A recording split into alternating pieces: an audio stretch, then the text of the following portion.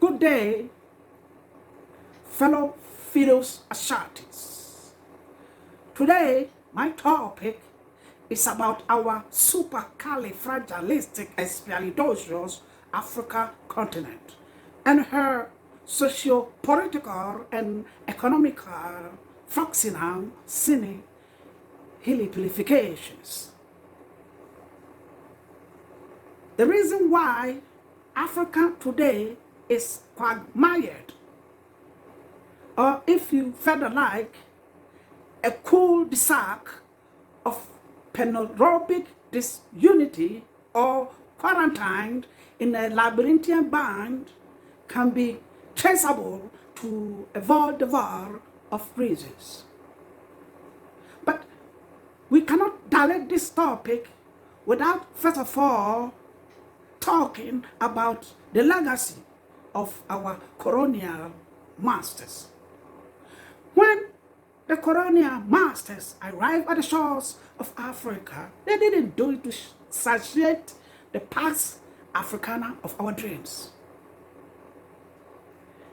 They were here to masturbate and to mollycoddle their imperialistic ego and oppressivity. Listening, therefore, they apotheosize our centrifugal excrescence over our centripetal agglutinants.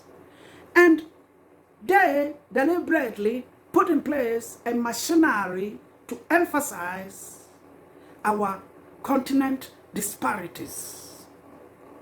That was the genealogy of the distrust and disunity we have in the continent today.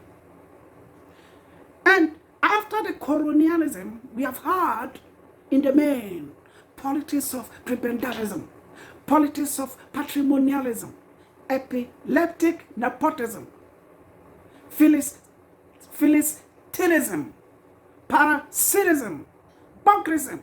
We don't only have political bunkers, we have economic bunkers. And they have seized the ship of state, captured the ship of the continent.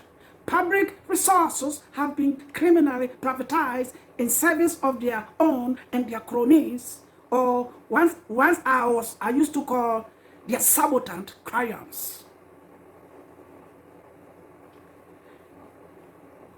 And microscopic few of Africa continue to bathe in the waters of Epicureanism and hedonism, while a preponderant number of Africans wallow in a marshmallow of disease, squalor, poverty, unemployment, poor healthcare delivery system.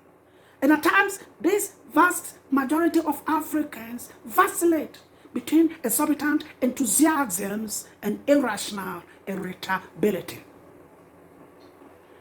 Are you therefore surprised that aftermath of this dysfunctional continent where macroeconomic policies will not work, will occasion restiveness, will occasion call for an uprising? These are all necessary concomitant of leadership failure.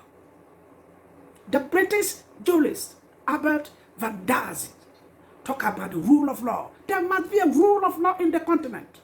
There must be a supremacy of the law of the continent. The laws of the continent must be given a legal teeth. The only difference between the developed country and the developing countries like Africa is the fact that we relate with the rule of law as if it's used in the whims and caprices. There must be a rule of law in the continent. So long as our African leaders, so long as their primus mobilis or their modus operandi continue to be driven by stomach democracy and bread and butter politics, then we shall continue to gallate in this vicious circle of political and economical iconoclasms. We need political Moses in the continent. We don't need political